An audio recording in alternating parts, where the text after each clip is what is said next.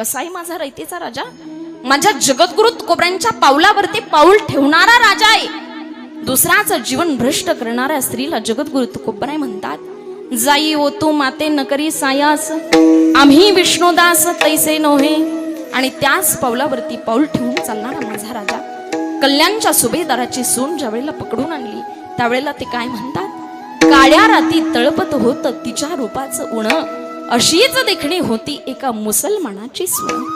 त्या तरुणीला आई म्हणाला, राजा तो शिलवाण, म्हणून आनंदाने नांदत होते हिंदू मुसलमान. सगळे एकत्र नांदत होते त्या काळामध्ये. म्हणून खऱ्या अर्थाने वर्णन केलंय बघा.